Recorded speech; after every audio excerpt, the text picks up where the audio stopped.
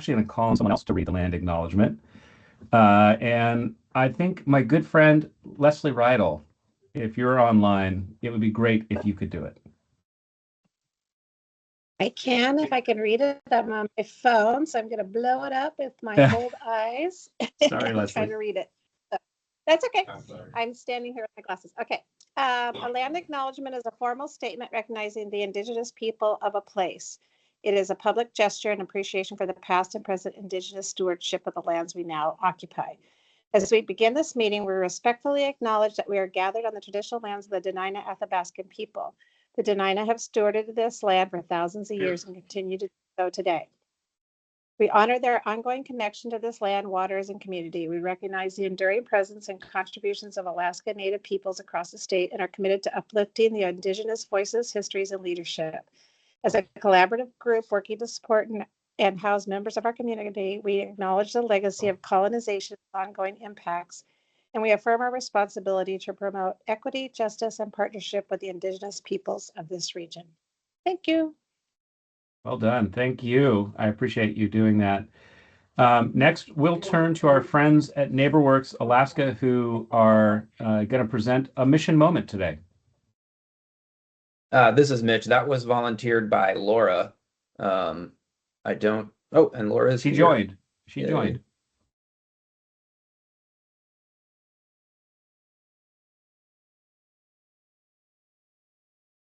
I can't hear you, Laura, if you are talking.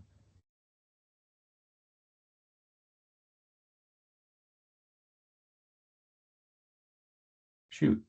Laura or Jim? I think Jim's on too, if you are able to come off of mute. Hey folks, hi. Yep, I'm listening in. I'm not sure what Laura's prepared, so either she'll run up here and present from there. I can sing, but you wouldn't want to hear that. So I see that she's got stuff going on, so I'll see what's going on, and maybe we have her come up here. All right, back in a bit. Thanks, Jim. Today has been the day of Teams failures in every meeting I've been in. Lots of mics not working and things like that.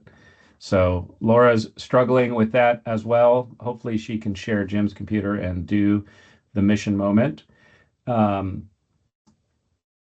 don't really want to move on until we give them a chance to see if they can get their stuff working. But I will, of course, open it up to any other member who perhaps has a mission moment they'd like to share today, and in advance of Laura getting on Jim's computer. Now, for the mission moment, can I get a definition of what that is again? Yeah, that's great. I don't know what the specific definition is, but typically what happens during a mission moment is we take a chance to share a good story about the work that we do or the experiences that we've had doing the work we do here in the community. And so if you've got a good story you want to share, this is a great space to do that. Not to put you on the spot, but if that's what you're feeling, yeah. Yeah. Well, I mean, and unfortunately, it isn't a positive one. It just really goes to show my personal mission, and it also goes to the coalition. So I'm a person of lived experience, and I've kind of I'm having my downstairs neighbor evicted by Alaska Housing is the very absolute definition of a person at risk. She's an Alaskan Native woman, older, sick, not able to work, and was evicted. So I kind of when I finally she opened up to me, and I called the coalition. It was, well, she's still in housing, so we can't put her on coordinated entry. And then these resources aren't available until she does coordinated entry. Nobody's helping her over at Neighbor Works and things like that. And so I just kind of, for me, it just cemented, the coalition does absolutely fantastic work. So I am not talking badly or poorly about anyone and their job and what they do. It just goes to show where I feel I have a lot of input to where those gaps are, and they're wide gaps. We're not just talking, about a sliver.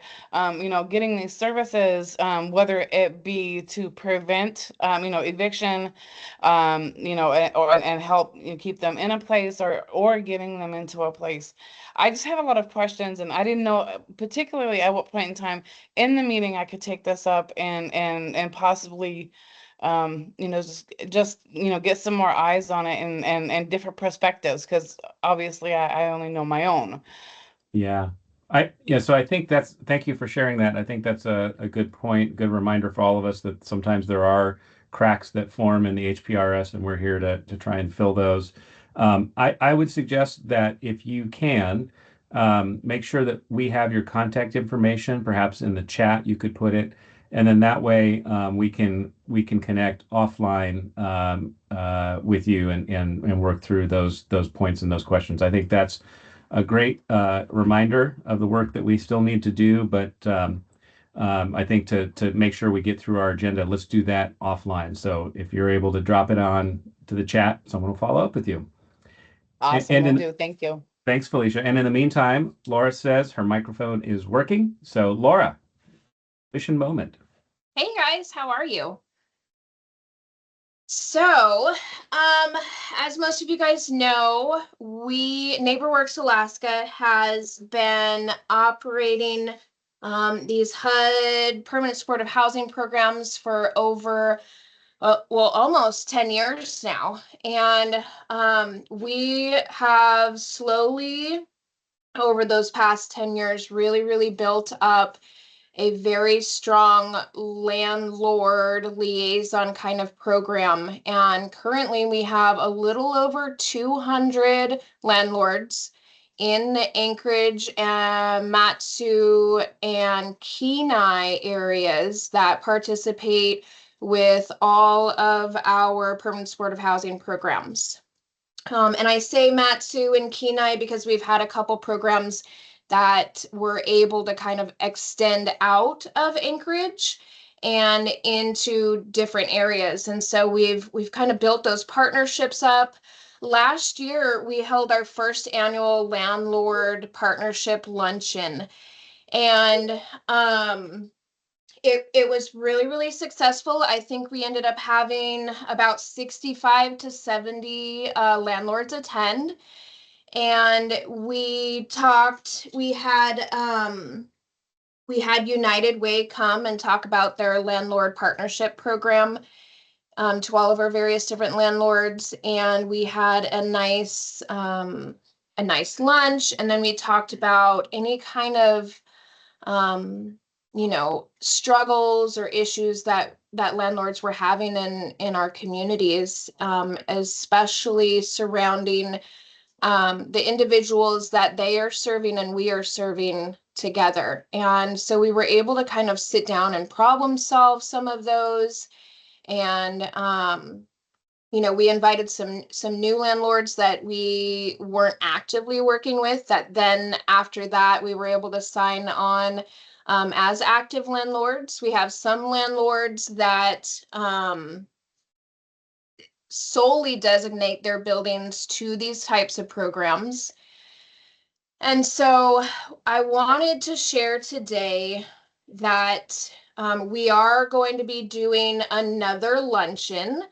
And we are so lucky that we were sponsored by Rasmussen for these luncheons. And we are able to do 4 different luncheons throughout the year to kind of bring landlords around a table, talk, provide different kind of trainings for them, and different kind of learning opportunities. And so I wanted to really sit down today and connect with you guys and tell you about the upcoming landlord luncheon that kind of directs us back to the core mission of our HPRS system. Our HPRS system, our permanent supportive housing programs, won't work if we don't have buy-in from the landlords who are housing our individuals.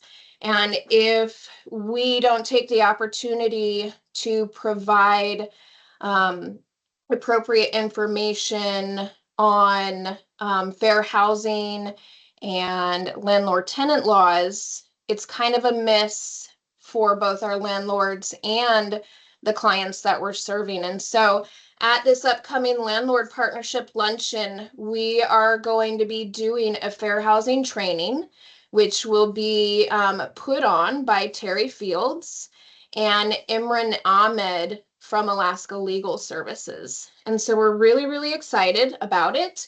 If you guys are interested in joining and kind of seeing what it's like and how we're doing it, I am happy to send this flyer out to you guys. There is a QR code where you can RSVP.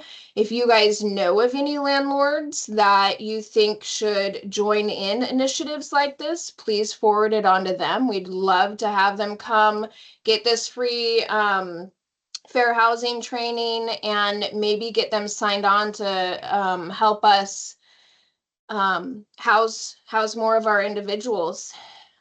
So, really at our foundation, the HPRS kind of exists to ensure that individuals that are experiencing houselessness are not navigating a fragmented system. And so I think it takes a village to really put everything together and really be coordinated and have an intentional pathway to housing instability. So, I think we've made meaningful progress in strengthening coordinated entry, improving prioritization, and really reducing the time from first contact to housing placement. But like I said before, our system only works as effectively as the access to housing. And that's really kind of our pressure point. It's our constraint. And that's really kind of where this initiative is really strategically focused. Really just to expand that landlord network and strengthen the trust and the retention with existing partners. So that's our mission moment. We're super proud of it, super excited. It's taken a lot of work, almost 10 years to really get here and get the system built up to where we can have these good trainings and quality conversations with the landlords in our community. That's great. That is wonderful, Laura, and thanks for sharing that today.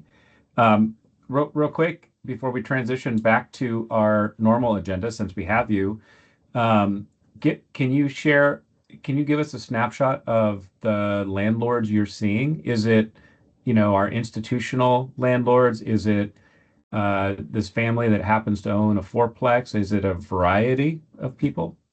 Yeah, no, definitely. It is definitely a variety of people. We work with Cook in the Housing, we work with Widener, but then we work with, John Smith, who has a twoplex or a fourplex.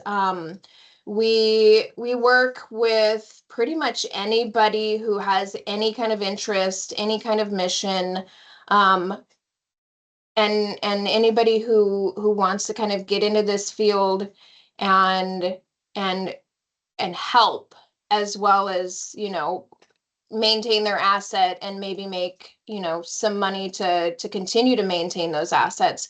And it works pretty well because we as the agency act as that mediator between the landlord and between the clients, and landlords really, really kind of appreciate that. So we're able to make sure, number one, that their units meet inspection standards. And not only does that help the landlords by having, approvable and better units, but it helps our clients live in places that are safe and sanitary. And then, when there are issues, we try as fast as we can to kind of step in and mediate. And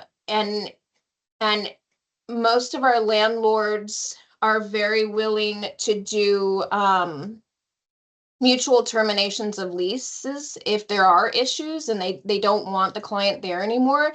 And that keeps evictions off of our clients' records. and it kind of helps, offset any kind of costs to the client or to the program when it comes to, ending leases earlier than they're supposed to. So we see a Great. good variety of different landlords, and we're super thankful for all of that. Okay.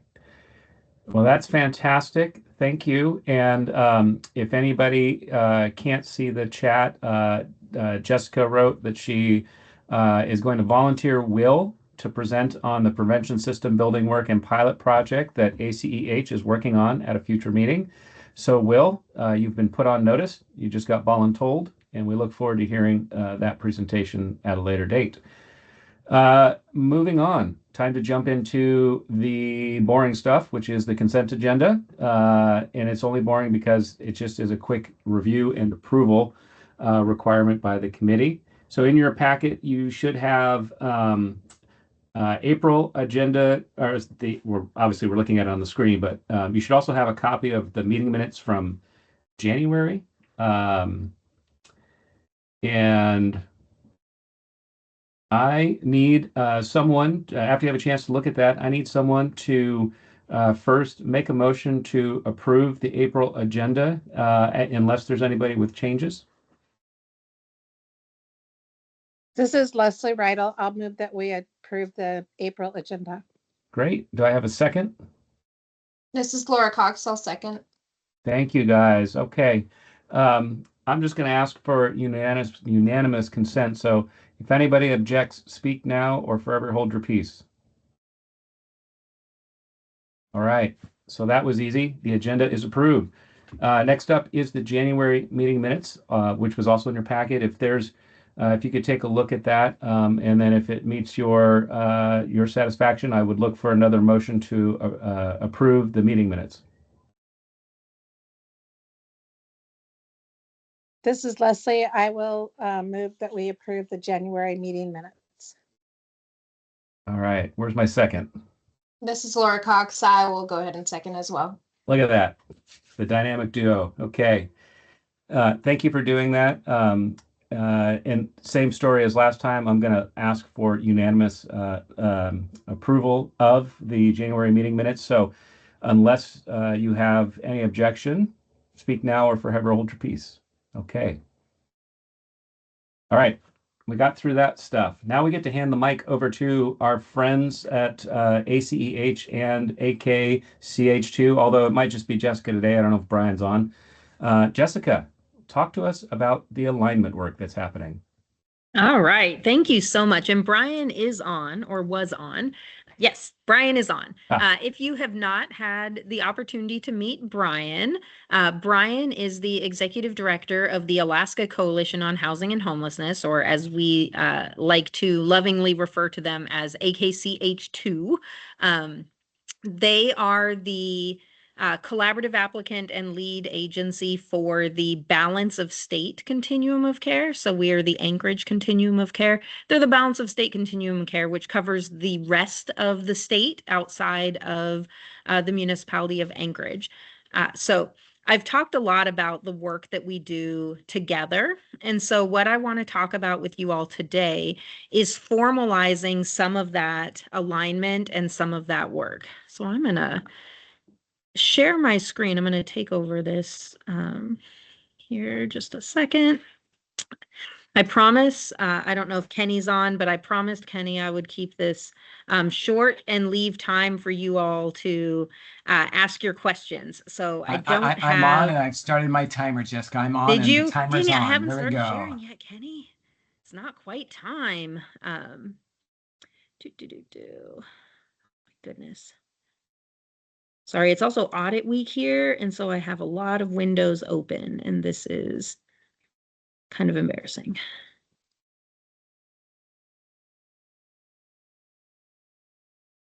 All right.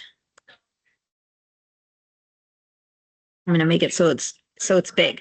So I'm not sure if you've seen this this particular presentation or slide before, but this first slide is something that Brian and I worked together with our staff to put together.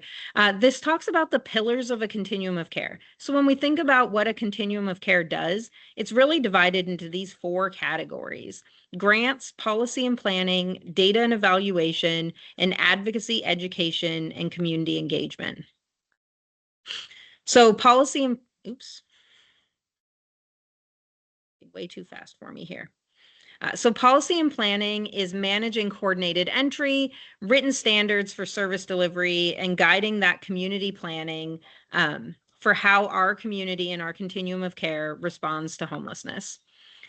Data and evaluation, this work is done in conjunction with our partners at ICA as the HMIS lead, but a CoC is responsible for using those data tools to measure the impact, track trends, and guide decisions. So we have a decision on the agenda later today that talks about a reallocation policy. So how are we going to use that data to determine that we are appropriating our resources as best we can? We also do an annual homelessness count, the point in time count, so that we have an accurate representation one night of the year, who is experiencing homelessness and where they are. We manage the continuum of care funds that come in and the application that goes along with them. And then as continuums of care, also help strategize other funding that is coming in that is supporting housing and homelessness solutions. And last, advocacy, education, and community engagement. So things like this meeting where we talk about stories, we bring public awareness to issues that are happening and celebrations when there's something really cool happening. This slide shows where we are already collaborating with AKCH2 and the balance of state on those 4 pillars. So for grants, if you're an applicant of or an applicant for our continuum of care funds, or if you've ever applied for one of the balance of state grants, what you might notice is that those documents are really similar. We do that on purpose. We develop that together so that people aren't drastically applying for different projects. If you are applying for a grant in Anchorage and balance of state, you're asked a lot of the same questions, and we get a good picture of who is out there providing those services, applying for those funds. We partnered on a youth homelessness system improvement grant, or a YESI grant, as you might have heard it called. It's a statewide implementation of a grant that is focused on improving the interactions that transition age youth have with our homeless prevention and response system. We also both have youth homelessness demonstration program grants, or YHDP grants. So Anchorage, as a continuum of care, applied in the first round. Balance of state came right behind us, and we have a lot of interaction between the projects and how the youth advisory boards are interacting with our YHDP projects across the state. And then, as I mentioned, volunteering Will for a future presentation. We're partnering on a right-at-home homeless prevention pilot project. So this is a statewide implementation of a pilot project to help improve our prevention system and bring a pilot program to our state that will help measure and evaluate how prevention services are provided in our state. Under policy, like I said, we have a joint implementation of an HMIS. So we have a statewide system. We're all using the same system when we enter our projects and have visibility across those projects as they're shared. So somebody who is in a shelter in Fairbanks and then comes to Anchorage and is in a shelter in Fairbanks or in Anchorage, that Anchorage shelter can see that Fairbanks enrollment and know that that person had those interactions with the Fairbanks system. We also have youth action board policies and procedures that we collaborate on and create jointly. Our joint HMIS implementation, we partner on the methodology for how we perform our point-in-time count and our housing inventory counts. Of course, those are done in local communities, but the idea and the survey and the questions are all the same across our state. We collaborate on our public communications. We have public-facing dashboards, and we have one shared position currently that is working with both of our organizations on communications initiatives. Advocacy and education, we join together on an annual housing summit every year, August, save the date. We have Housing Advocacy Day every winter, usually in February down in Juneau. And we do a lot of joint federal and state advocacy priorities. So visits to DC, visits to Juneau, joint messaging to legislators. We have some joint messaging happening right now around the homeless assistance program and that funding in the state budget. So these are all places that we are currently collaborating. When we look at the Anchorage continuum of care, this should look familiar. We've had conversations around this at our advisory council retreats for the past couple years. So Anchorage Coalition to End Homelessness, ACH, as an agency, does a lot of different things. We have a street outreach team. We have a healthcare integration project. We administer the coordinated entry system for Anchorage. We help integrate coordinated entry into different sectors of our HPRS and our community, such as substance misuse, child welfare, reentry. We do a lot of advocacy around the HUD funding formula.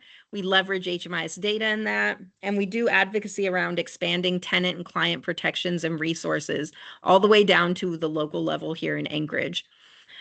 We execute on the point-in-time count, so going out in the camps, counting people, hitting the streets.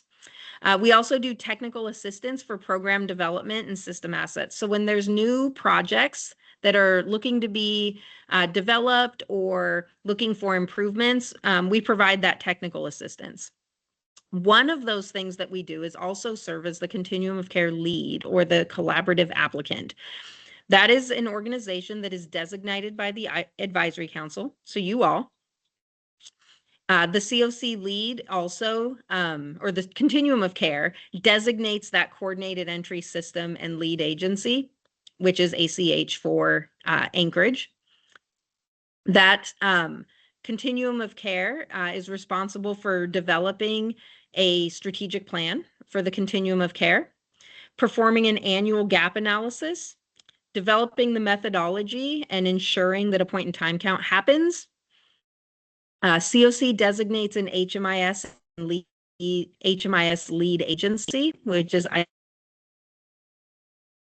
administering the continuum of care annual funding competition and any additional HUD funding opportunities such as YHDP or CoC builds. So serving as that staff for the CoC. You all as the continuum of care board are all volunteers.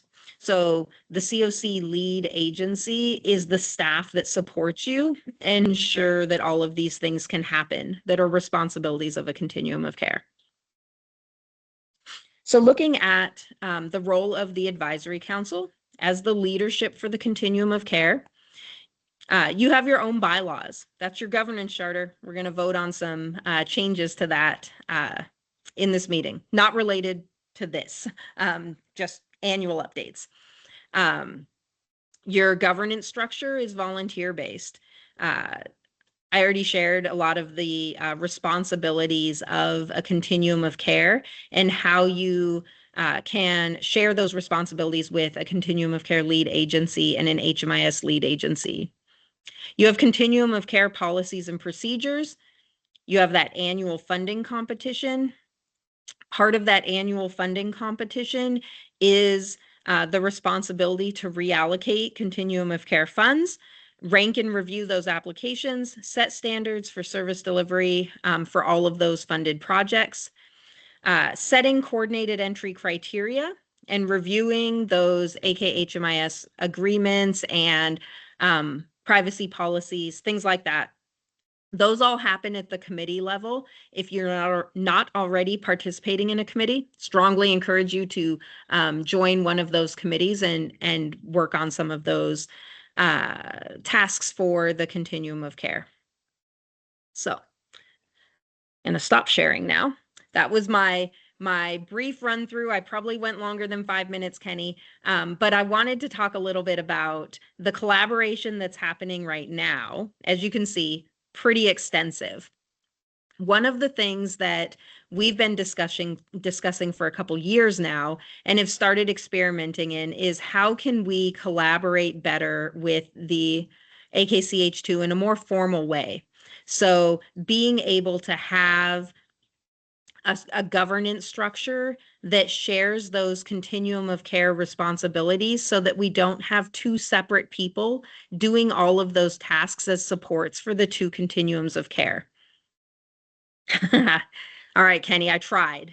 So I want to open this up now to questions from you all. So the idea behind this is that we would be finding those efficiencies and being able to be more effective in how the continuum of care lead agency support happens. It's happening very grassroots and informally right now. So this would make that a little bit more formal. We would have MOUs between the AKCH2 and ACH on where that collaboration is happening and which employees are part of that collaboration. I think that as we move on through that, we may find that it makes more sense to have one lead agency. So if that's what makes sense for the continuums of care, I want that to be something that we have questions, we have discussions about, we explore. But ultimately, we want to make sure that we have strong continuums of care that continue to be extremely competitive when it comes to CoC funds, and that we are maximizing our ability to provide services to people experiencing homelessness across our state, not just in our individual continuums of care. So, welcome, Brian, to chime in if I missed anything. And then anyone else, if you have any questions, jump in. Couldn't have said it better myself, Jessica. Great job.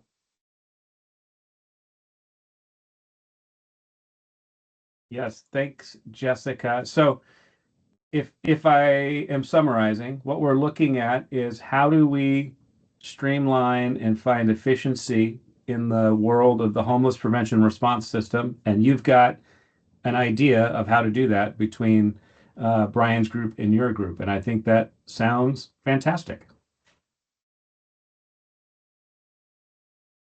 Does anybody have any other comments or questions? And I think to be fair to people, Jessica, to people who are hearing this for the first time, maybe they don't know what questions they have or what. That is true. And I see Kenny's note in there. Do you have any questions that we should answer that help us decide about this? I think what I would ultimately share, and the question maybe that I would ask if I were in your shoes is what does this mean and what do you need from us? Because I think what the ask right now from Brian and I, and we've had these conversations with the ACH board, the AKCH2 board, which is the Balance of State Continuum of Care board, so your counterpart in the Balance of State, with the executive committee of the advisory council, and now with you as the whole advisory council. So I think those would be some questions I would have if I were in your shoes. My short answer to what changes for you all is very little. We are not proposing that we merge continuums of care.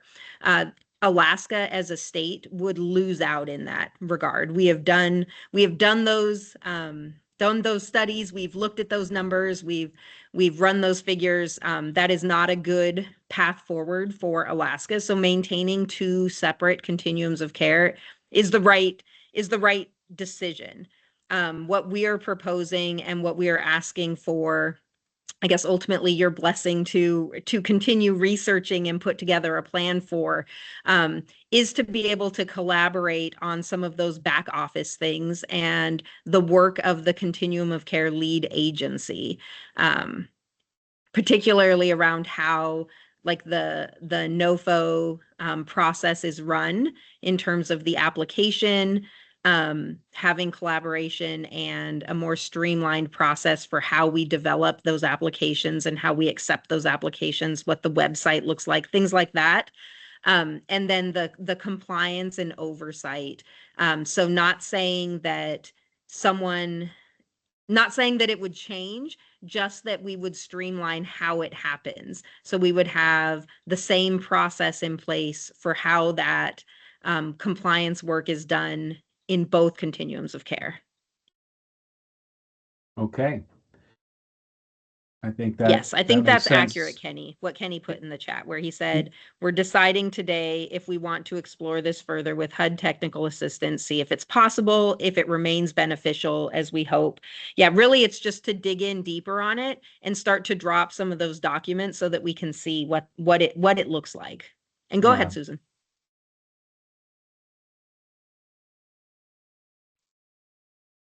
I think this is great. And I think one of the things that really sold me on this in our executive committee conversation was when you talked about how Alaska is different than other states, and how we do benefit because we only have 2 CoCs within our state, and that these 2 CoCs are already working very closely together. And basically the situation that you're creating by formalizing this partnership is maximizing our limited resources, so that we're never going to have a plethora of resources for this type of problem. And that in Alaska, because we only have 2 CoCs, we're able to work more effectively together to solve the problem with those resources. So I really appreciate the cooperation and formalizing it so that we can fall back on that in hard times. Thank you, Susan. I saw another hand up for a while there too. Was that Taylor? Was that you that had your hand up? It was, but Jessica's a mind reader and answered my question before I could ask it. So it sounds like a really cool partnership. I was going to ask if this also meant merging the CoCs, which it sounds like is not beneficial to us. So otherwise, love the path forward and excited about it. Yeah. Taylor was the first question I asked, so I feel like it's the first question everyone else should always want to ask. Yeah. Well, thanks for answering before I could ask. It was perfect. Good job. And just real quick to I think to correct what Kenny said, we're not necessarily we don't need to make any decision today. You're telling us that you're going through a process. This process is beneficial to our lead agencies and by extension, I would say to the CoCs, but nothing has changed yet. So I don't know that we need to take any action other than staying in the loop with you, Jessica. Is that okay? Yep, I think that's perfect. And like I said, if as we start to put this together and formalize some of these partnerships, what comes out the other end could be that consolidating lead agencies is the more efficient way to do this. And then you would have an action. Right. But I think right now we're really just looking for everybody's blessing to keep moving forward with it. And that if anyone has very strong feelings one way or the other, that they get that chance to say it. So yeah, we might be back in front of you with a decision like that, but that is not today. Yeah, well, I think that's great. And in order to keep us moving along, I'm gonna go to the next agenda section. But I will say, Jessica, I'd love to, and for the support staff that are taking notes, I'd love to keep this on the AC agenda as just an update point for our meetings here on out, so we can stay in the loop if that's okay. Absolutely. And I'm putting in the chat, hopefully everybody knows my email already, but if you don't, I put it in the chat. If anyone wants to talk more, ask more questions, maybe something you don't want to say out loud in front of other people, feel free to reach out. And there we go. I was going to say, and if Brian's still on, Brian, put yours out there too. If you have a question you want to ask Brian and you don't want to ask me, feel free to do that. That's awesome. Thanks, guys. Okay, moving on. item number 6, which has a lot of stuff in it. Is there someone here to, I guess we'll do the updates first. In order to get to all the other stuff, is there someone here to speak to the reallocation policy?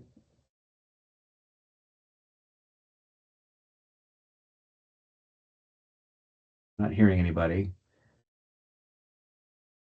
And then Yvonne, is Yvonne here for the charter? Yes, I am here for the Excellent. charter and the reallocation policy. Oh, good. You're for both. Thank you, Yvonne. Mhm. I couldn't see your name in my list here. It's too long. Okay. Do you want to give us an overview of one or both of those? Great. Yes. And so this was work that was done with the compliance committee. So we have been spending several sessions working on developing an official reallocation policy, as well as doing the required annual review of the governance charter. So Randy, if you want to jump in at any point, if there's anything that I'm saying that isn't right, feel free. And I'll go ahead and share. I think just while Yvonne gets the charter pulled up in the list of changes, just to kind of give an overview for everybody, because it looks like a long list of changes, but all of them were within the same theme of decoupling complete the decoupling of ACH and the HPRS. And so really all of the changes in the charter were really aimed at pulling out those ACH references, because though we don't anticipate, a change anytime soon, we're not soliciting a change to the lead agency and applicant. We felt that it was important that the HPRS council is seen as its own entity and stands alone as its own entity. So it no longer references, for example, ACH bylaws and ACH policies, because we now have all of our own standalone processes. And I'll turn that over to Yvonne to kind of go through the highlights. Okay. All right. And I'm trying to share my screen in a way that makes sense. Okay. So this is actually also revisions for the allocation policy. For the governance policy, like Randy was saying, it is there's no changes to the authority or anything like that, but it's basically simplifying the language and taking out old references to ACEH. You should have a copy of this in your meeting packet if you want to read along. Again, a lot of this was based on the fact that the original governance charter had been built when it was a different system. So the updates are mainly around that. Hey, Yvonne, Yes, before you go on to Article 2 changes, can I just ask a high-level question about Section 1? sure. Um, I don't, in the various iterations of the governance charter, has there ever been a mission, vision, values statement attached to it?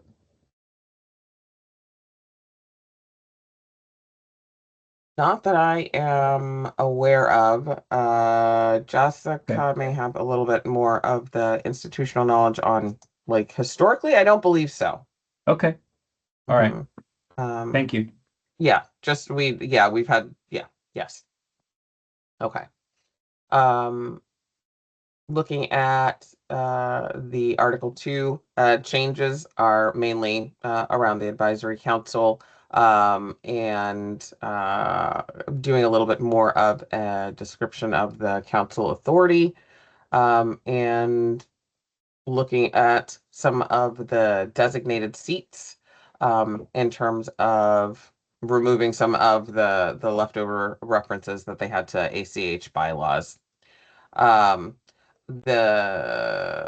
one of the more significant kind of updates is around where there were previously no term limits, looking at moving toward a defined 3-year term limit with a 12-month break required after 6 years. So you can have 2 3-year terms and then are required to have a 12-month break. And this would help us in terms of having some flow, but also not necessarily being impacted by, say, the loss of a lot of experience all at once.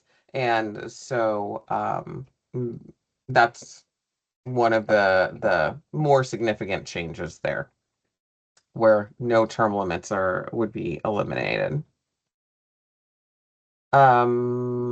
There's some language too around what quorum is, and just some updates in terms of the language, but no real changes there.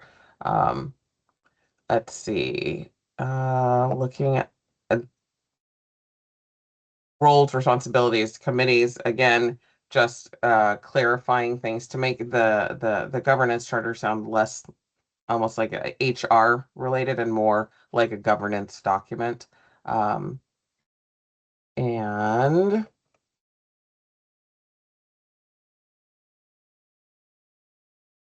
looking at general membership in terms of currently,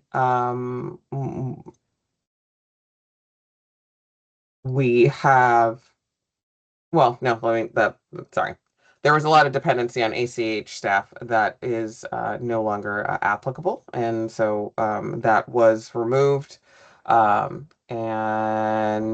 we also clarified some things around the commitments to respectful workplace, political activities, keys, policies, and procedures.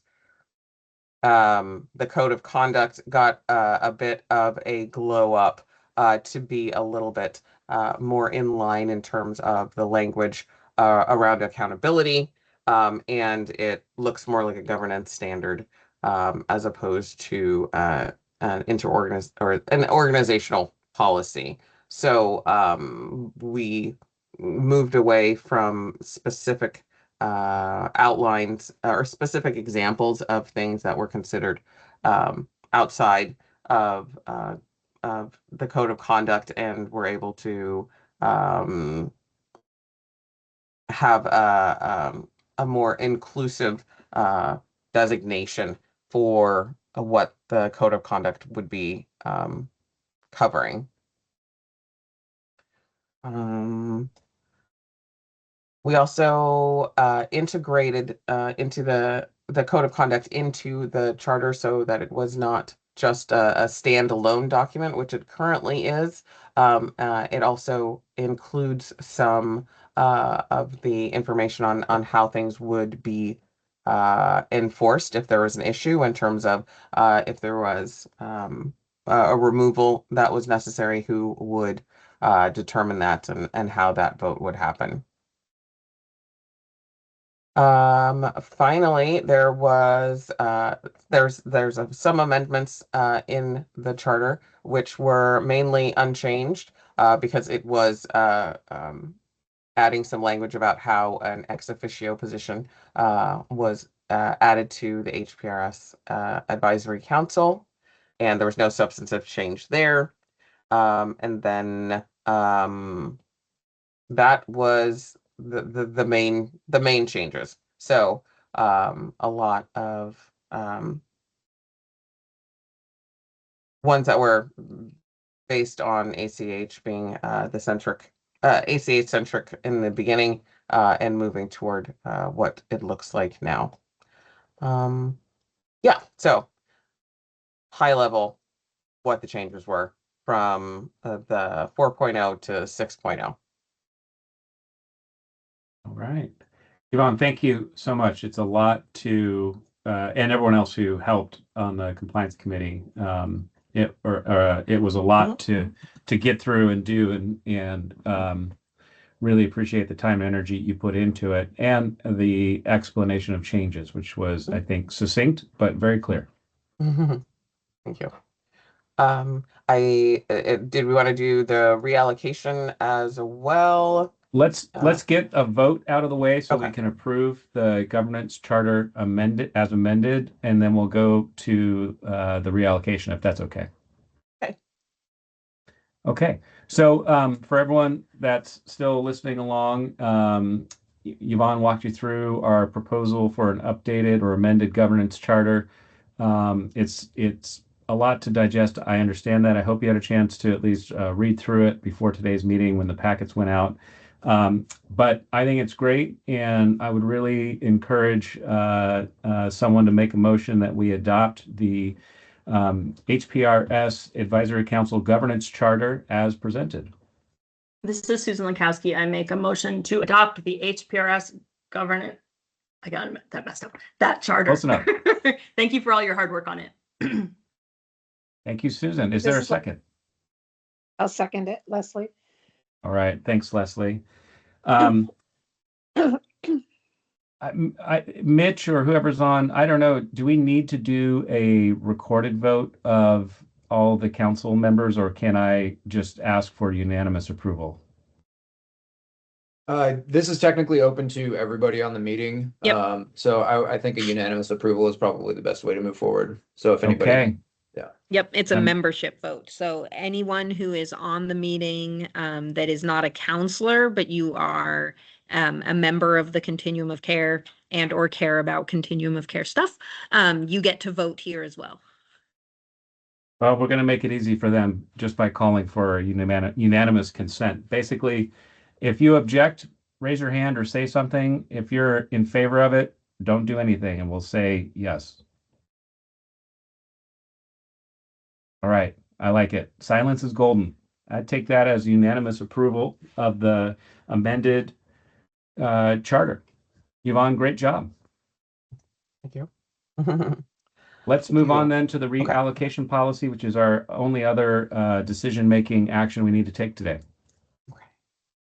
All right, Jessica, I'm going to throw you a little bit under the bus in terms of talking about the reallocation policy, its context and where we are currently, and where we are going to be heading now that we have, well, once this reallocation policy is approved, the benefits of why we should have one in our community. Sure. So every NOFO that has been released by HUD so far for continuum of care funds has given points to continuums of care that reallocate at least 20% of their funds, I believe every 5 years. I might have that wrong, but every certain number of years. So we have been fortunate in Anchorage that we have been able to get those points and qualify for those points due to voluntary reallocations, which are somebody who says, I no longer want to have this grant. And so the funds are available for someone else to apply for and receive. So we have been able to get those points because we've had voluntary reallocations. It's not a very good practice because it means that you are constantly at the whim of decisions that are outside of your control. So a best practice is for a continuum of care to have a reallocation policy that outlines the guidelines and the decisions that are made by a continuum of care to reallocate funds. So this reallocation policy was discussed at both the Compliance Committee and the Community Priorities Committee. There were some edits made. It in the spirit of partnership, it borrows heavily from the balance of state continuum of cares reallocation policy. They actually reallocate funds fairly frequently. So we gave it an Anchorage spin, and this is what came out. So our reallocation policy at its heart looks at different ways to reallocate. So if you look on the right-hand side, Yvonne, I don't know if you can share just the chart to make it a little bit bigger. Yeah, there we go. So right now, our current state, our overall approach to reallocation is to just renew grants year over year, and we have limited system level interventions. And so we are proposing to have a more formal HUD aligned reallocation framework to be able to manage that funding based on performance and priorities.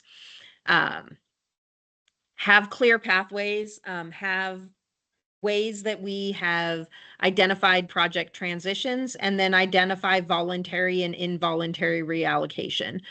So like I said, voluntary reallocation is somebody who is saying, I'm not able to perform on this grant anymore, I want to give it up.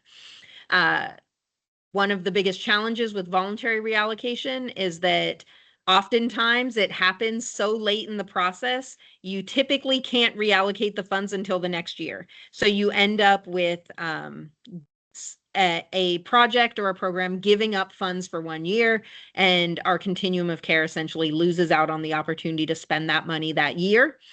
And an involuntary reallocation, if you don't have a process, it can look very inconsistent. And it looks like we are just axing programs just because. So establishing criteria for what triggers a reallocation, whether that's performance, spending, HMIS participation, CE participation, cost effectiveness, alignment with community priorities. Those are all reasons why you may have a reallocation. And then last, our reallocation policy as proposed here gives very formalized pathways for how project transitions happen. So it allows you to redesign a project to fit new priorities without a full loss of funding. So instead of saying your project isn't meeting the performance criteria, so therefore you lose that project and it goes to someone else, it gives you this ability to say, how can we redesign this program so that it does fit the priorities or the ability of your organization to perform? That doesn't necessarily mean that you lose the entire project or you lose all of the funding. It might mean that you scale that project and reallocate other funds. So that's the very high level oversight of this particular reallocation policy. I know we are very short on time, so I'm happy to answer any questions. I would also say, I'm not sure if Olivia's on.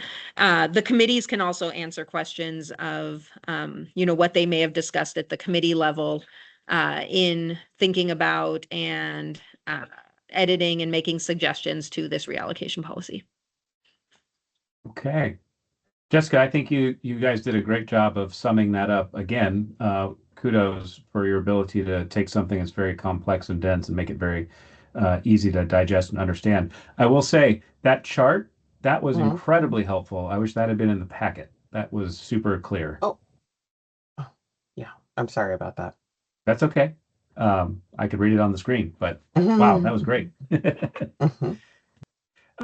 I guess I'll lead off with a question, maybe for you, Jessica, unless one of the committee members wants to chime in. Is this something that other CoCs are doing or do from time to time, or tell me a little bit about is this normal? Is this something that everyone does? Yeah, absolutely. It is extremely normal. In fact, we were probably in the minority of continuum of cares, and there's a little over 400 of them across the country. in not having a formal reallocation policy. The I'm not going to say that it's very common to reallocate a lot of money. I don't think that that is common at all, especially in smaller continuums of care. But like I said, the balance of state continuum of care has had a reallocation policy and reallocates. Geez, I'm on their board. I should know this. At least 2 per year.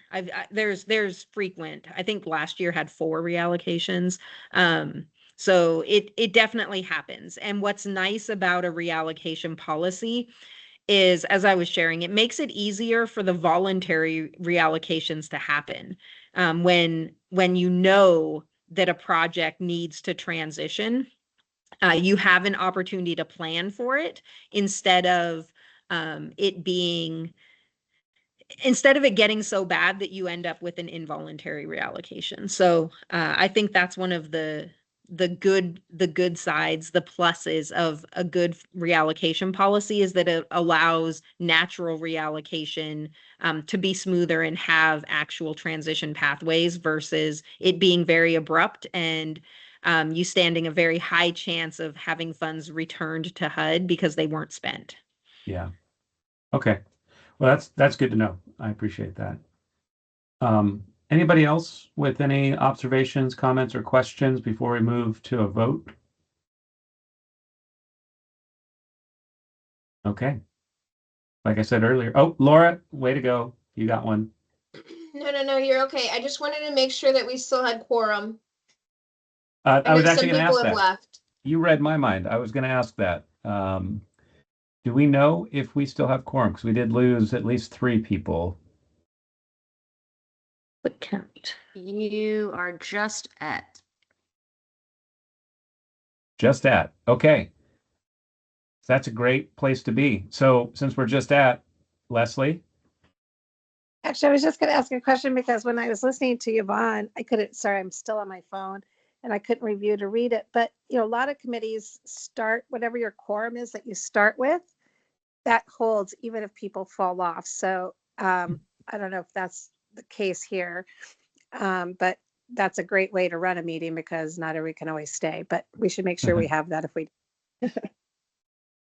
So we did Good have point. quorum to start, and we do have quorum now, but it's also a community vote. So the membership can vote on this as well. I believe, am I right, Jessica? Yes. Okay. Excellent. That means it's a perfect candidate for asking for someone to make a motion for approval. Anyone? I'll move that we approve this new updated allocation procedure. This is Excellent. This is Oh, Susan go ahead. Wachowski in a second. Oh, sorry. Thank you, Susan. Beat Laura to the punch. Okay. So we have Leslie's motion to adopt and Laura seconded. I'm going to ask for unanimous consent again, so that if you have any objections, say something, and if you don't say a thing. Okay. Well, the silence is golden, and that tells me that we have approved unanimously the CoC reallocation policy. Amen. All right.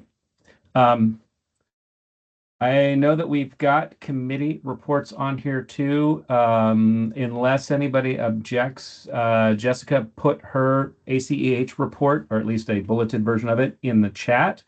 So pay attention to that, particularly her last bullet about the state capital budget, the governor's budget. And look for a call to action from ACEH. Any of the other committees have a burning desire to do an update real quick? Otherwise, we can move on. Okay. Okay, great. Item 7 is our public questions and comments. For this, we ask that you raise your hand and we'll get the timer started if you have anything to say. And make sure you come off mute because I can't always see the raised hand.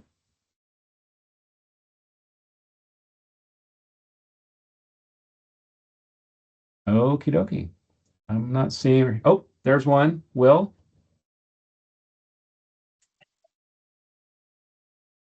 You're on mute, Will. There we go. Hi everyone.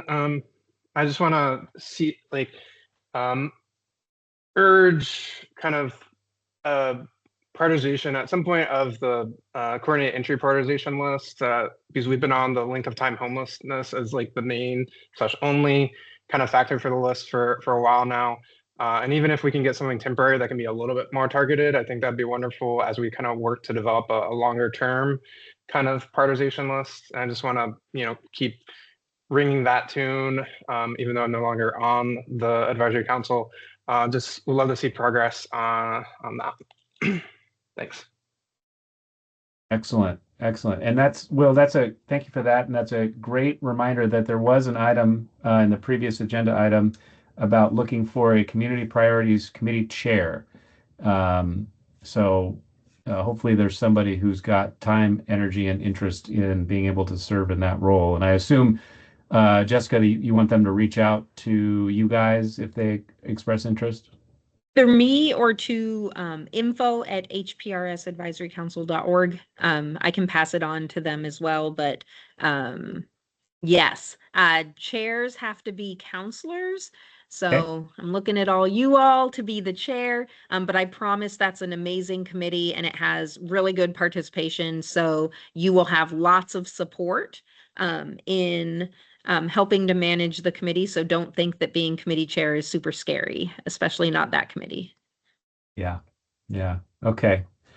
Thank you for that. And Will, thank you for chiming in. Since we don't have any other member or public comments, let's go to, if you guys are okay, let's go to good news and celebrations.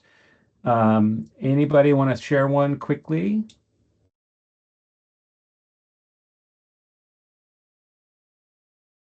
Okay.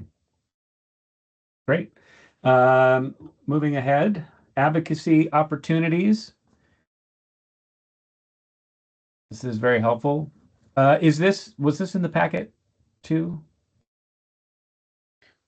Probably not. Okay. Typically, it's just part of this group. We can include it in the packet moving forward as a standing thing if that's something you guys would like. But yeah, everything's like LinkedIn, so you can typically and it's most things are kind of recurring. So yeah. I think the only thing I'll mention is there is a special housing and homelessness committee meeting that got called for, I think, for next week as well. So just for people to be aware. Yep, that's what I was going to say. And also, again, watch for a call to action from us.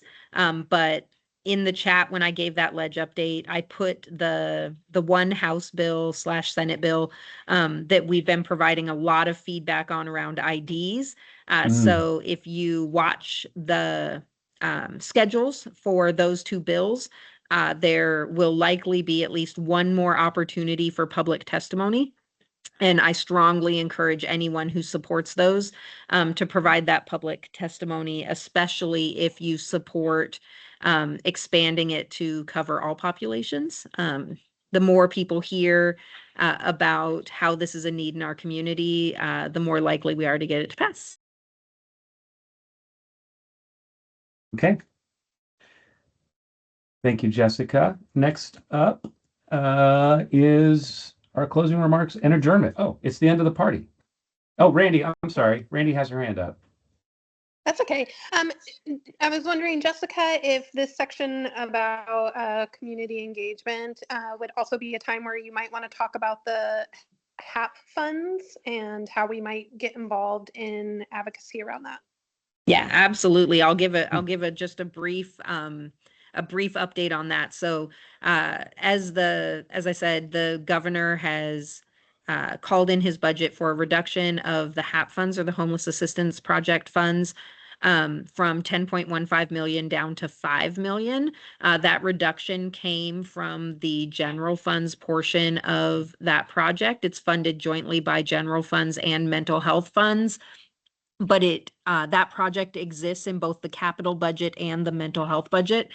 We have been so strongly advocating for somebody to bring an amendment to restore those funds, and it has been really challenging. So the capital bill has passed the Senate and has moved on to the House, and the mental health bill has passed the House and moved on to the Senate.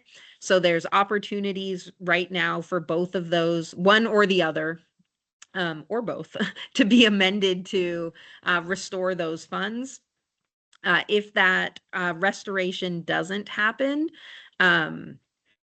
we've kind of lost our opportunity to get it in. So very important that when there is an opportunity for public testimony on either one of those budgets, to be able to get the word out there. I'll be circulating a letter. I had some conversation with HAP grantees late last week, and have a letter that is a statewide letter now, that I'll be circulating to have grantees sign on to. And then we'll be providing some public testimony on behalf of ACH and AKCH2, just strongly supporting those funds be restored in the budget.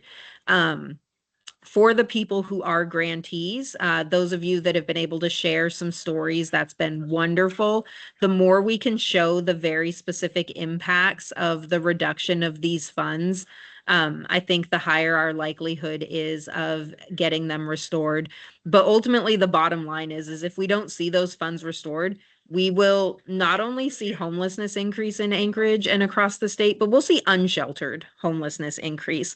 And I think that's the really damaging side of these reductions in funds. We'll see people lose jobs. Like it would be pretty devastating for these funds to not be restored. So they're probably the biggest advocacy opportunity we'll have is going to be providing testimony in support of that. So watch for that call to action, and I hope everyone is able to provide support. Very helpful. Thank you so Thanks for much, asking the Jessica. question. I would add that ahead of the opportunity to publicly testify via call-in, or if you're down in Juneau, is start writing your legislators now. In Anchorage, because we're all representing agencies, like I don't just target the legislator for where I live. I send it to all of the Anchorage legislators that are on the finance committee on the Senate or House side. And so those emails do make an impact. Those calls do make an impact if we can all do that. Excellent. Okay. Thank you, Randy, for asking that, and Jessica for the details. No, I will add one other thing I would add, Jessica, might be helpful for some of us is talking points or bullet points, so that when we are meeting with legislators, we've got something to quickly and easily rattle off or email. I will include all of that. I'll make sure that even if I'm not circulating the letter for you to specifically sign on as an affected grantee, that the language of that letter is part of the call to action that goes out. And I've seen the power in a good cut and paste. So I will give you all a good blurb that you can cut and paste into an email and then add your own personal spin on it and hit send. I learned that from the educational advocacy.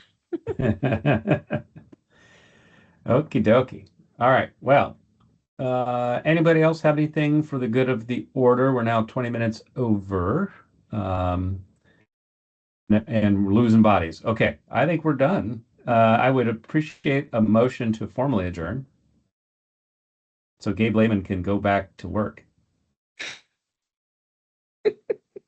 This is Leslie. I'll move that we adjourn. Excellent. Excellent. And Randy, will you second? I second.